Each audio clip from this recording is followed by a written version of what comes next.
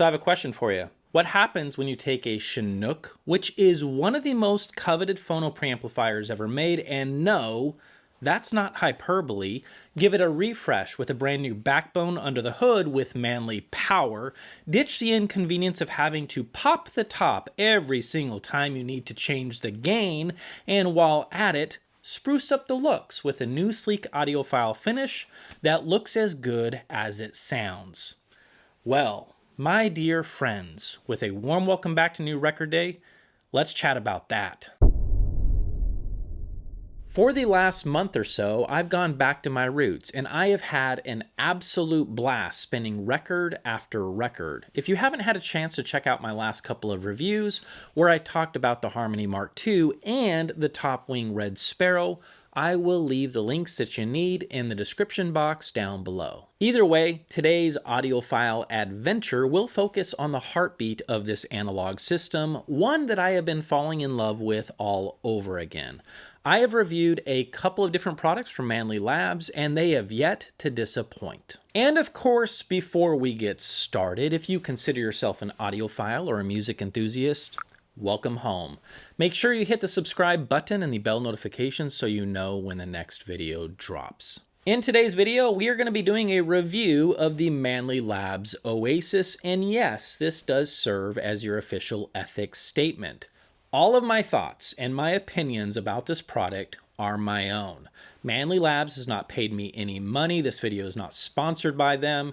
Everything that I have to say about this, it's exactly how I feel. While there was nothing wrong with the looks of the Chinook, the reality is that many audiophiles aren't using pro audio rack systems for all of their gear. Most of us have a simple rack, like a wood rack or something like that, and we want gear that looks great sitting on it. And that is indeed the very first obvious difference between the Manley Oasis and the older Chinook. The Oasis has a sleek, modern, and minimal chassis that feels more refined, and it is elegantly simple. And speaking of looks, the Oasis comes in 3 different colors. Manley's signature bluish purple with a welcomed addition of black and silver faceplates, both which look absolutely fantastic. Retail price? Well, folks, you are looking at $4,000 to take this beast for a spin, and no, I'm not kidding myself, that's not chump change. But let's not forget, this is an American-made machine built by people who truly care about high-fidelity performance. Like I said when I reviewed the Absolute headphone amplifier, there are plenty of cheaper options out there that will certainly get the job done, and there is nothing wrong with that. But for those who appreciate passionate craftsmanship,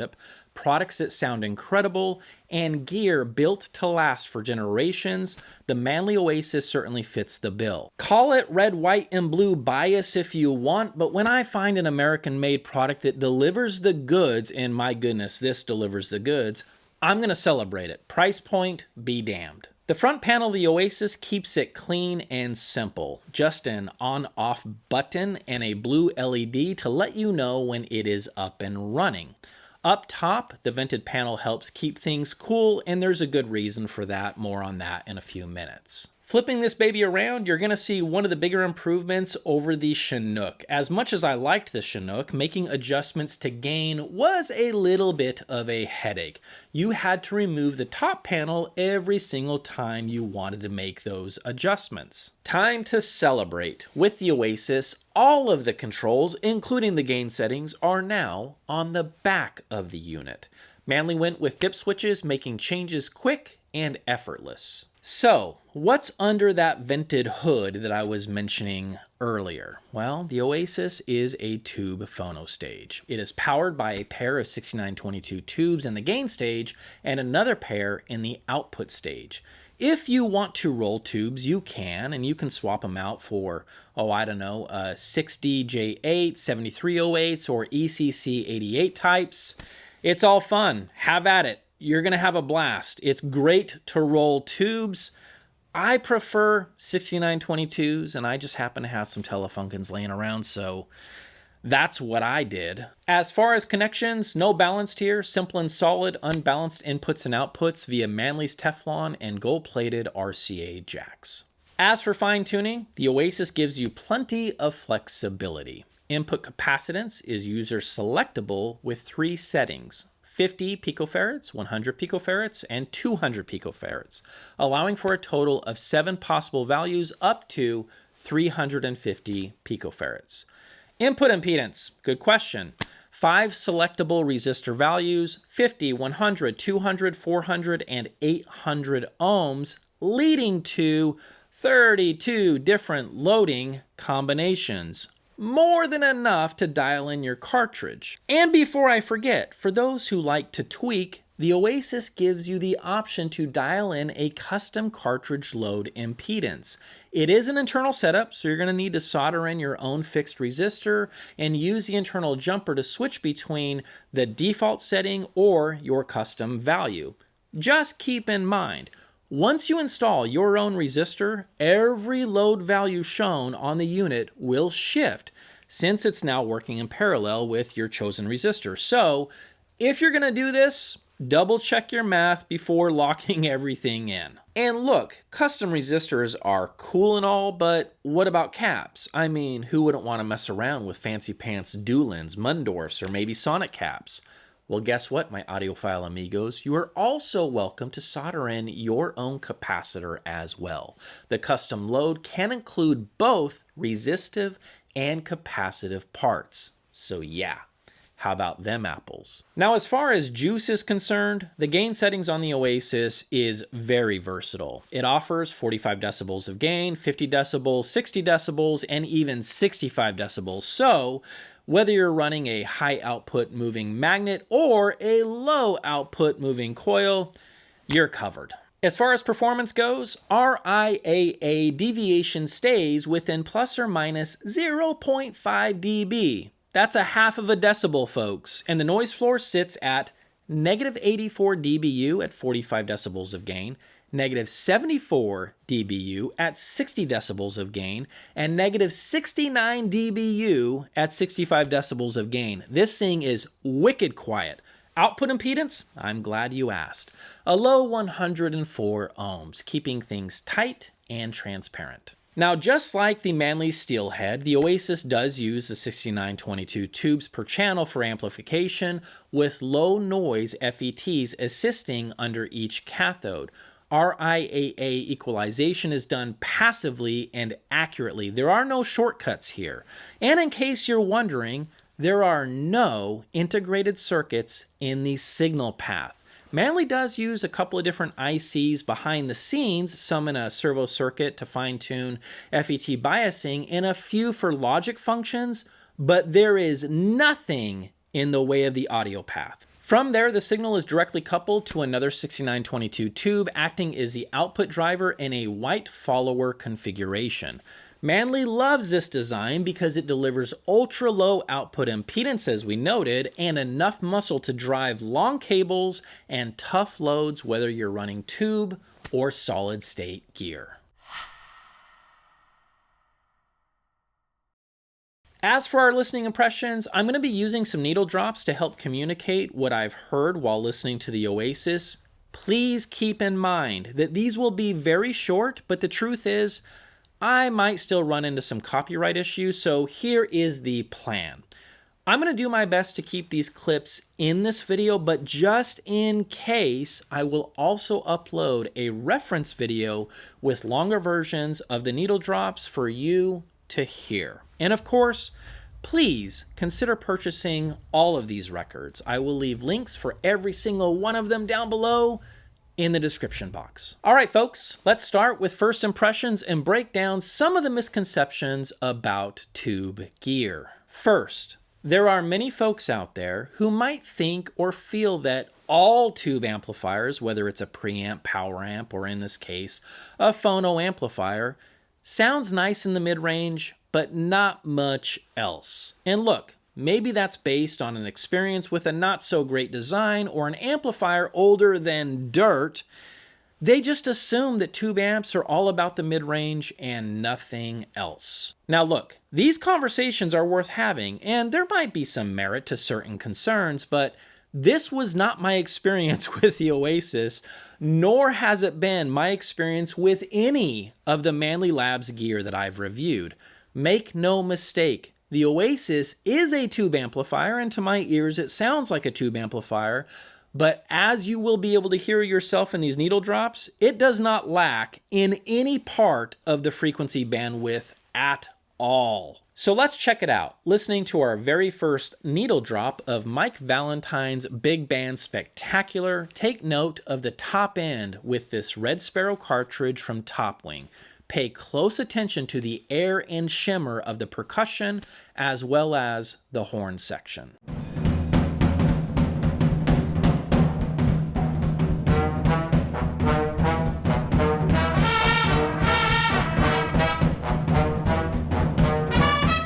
Now you tell me, and this is just one drop, folks, does that sound lacking in the top end extension or deep bass? No siree. And here's the thing, we haven't even scratched the surface. As I dropped the needle on this record and I began taking notes, it was clear to me that the Oasis packs a ton of great imaging into the soundstage. By great, I mean holographic, you know, the good stuff that I'm always talking about. And yes, this is just one of the things among a long list of reasons why I love tubes so freaking much. Besides the fact that I was hearing a complete picture of the performance, and yes, I'm talking about sheer bandwidth and tone, what impressed me even more was just how precise every single instrument was within the stage, where they're located, how much distance there is between them. I could go on and on. Folks, this is the imaging and soundstage I am always looking for in any piece of hi-fi gear. Every single sonic treat is easy to pick apart, and every instrument sounds carved out within the soundstage. And here's the thing.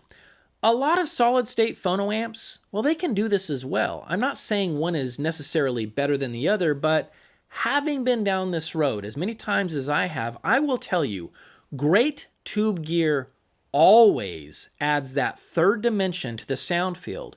It takes something that, solid state might think is really clean and detailed, and it gives it a soul. It makes it more than just detailed, it sounds realistic. Another thing that I noticed as this fine recording was filling my ears, the Oasis is incredibly quiet. Of course, with the Manley power under the hood, we already know that it is using a switching power supply. What did you say? Some folks will immediately lose their minds over this and struggle with the departure from a toroidal transformer. The truth is, I actually get it. And to be honest, I was a little bit worried about the same thing. However, as they say, the proof is in the pudding. And while I don't have a Chinook here to do any kind of side-by-side comparisons, I will tell you this. It is very hard to imagine that a switching power supply in this thing is causing any kind of a problem. If anything, it might be the best possible power source for it. Why? Because, folks, it's dead quiet, it's incredibly dynamic, and it plays anything that you throw at it without breaking a sweat. Don't believe me? Hey, that's totally cool. I get it. Oh, Ron, yeah, Ivana Manley, man, she sent you $20 just to say some nice things about that cruddy switching power supply. Hey, that's cool. I'll tell you what. Let's drop the needle on a new Record Day classic, Pines of Rome. Headphones on, let's go.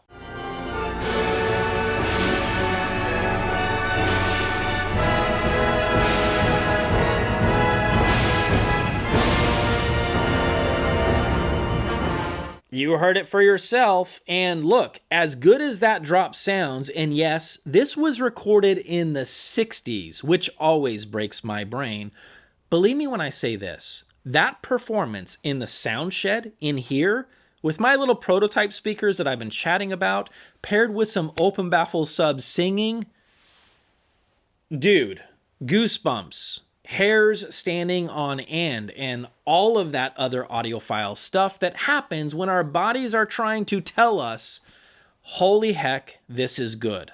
So yeah, just like the Big Band Spectacular, every seat in this orchestra is taken. So yes, when the music calls for it, the Oasis can sound massive, giving you plenty of depth and width from within the soundstage.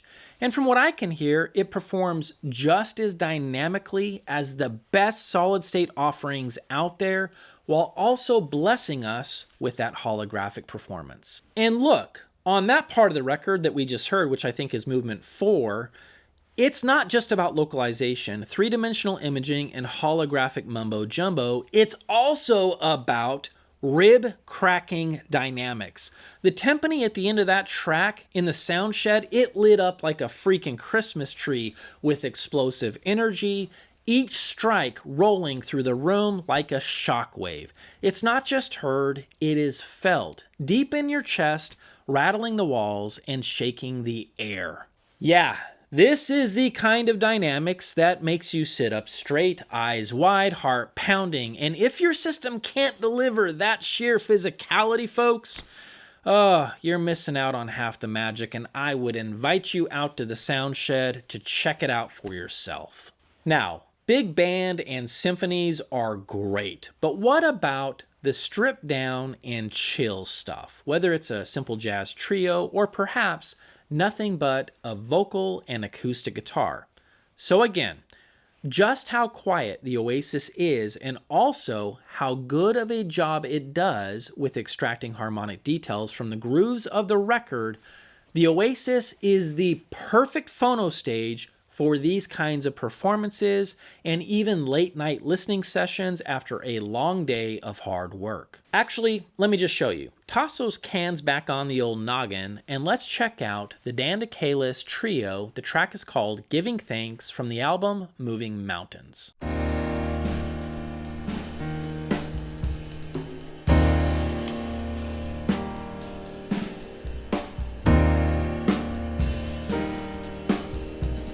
Folks, whether it's the delicate resonance of the piano or the rich timbre of an upright bass or the crisp attack of percussion, the Manley Labs Oasis brings a performance to life in your listening space. Even when the arrangement is stripped down to its bare essentials, you're not just hearing the music, you're stepping into the recording itself. With pinpoint localization and immersive imaging, every note finds its rightful place, allowing you to experience the depth and nuance of each performance. The Oasis doesn't just reveal the record details, it pulls you deeper, unveiling intricate harmonics and textures that lesser gear sometimes glosses over or it simply fails to reproduce with the same effortless realism. Here, let's go ahead and check out some of the details on this next one. This is a cut from Pure Audio Project, Music Odyssey to the East.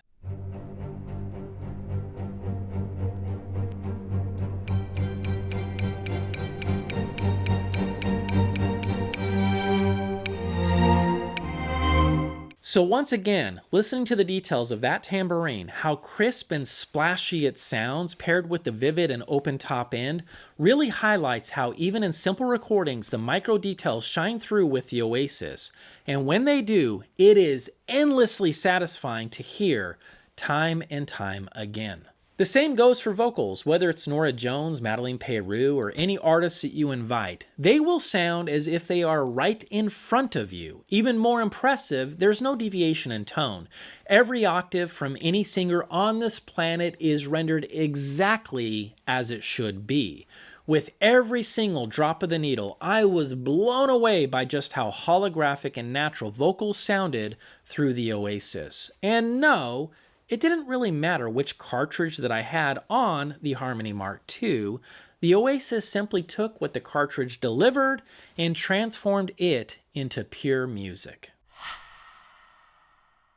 Folks, the Manley Labs Oasis isn't just a great sounding phono stage, it's the kind of gear that I would personally save up for and buy myself. And honestly, I can't think of a stronger endorsement than that. Without hesitation, I would recommend this thing to anybody who wants to experience what truly great tube sound is all about. It is dynamic, punchy, wide, and deep, and at the same time locking in pinpoint imaging. The three-dimensional holographic presentation is pure magic. And if you are as much of a soundstage junkie as I am, you're going to fall in love with the Oasis in no time. And yeah, I know it's not cheap, but I am going to bet you dollars to donuts, this will be the last phono stage that you ever need, or more important, that you ever want. And with that, I will see you Manley Labs loving audiophiles in the next video.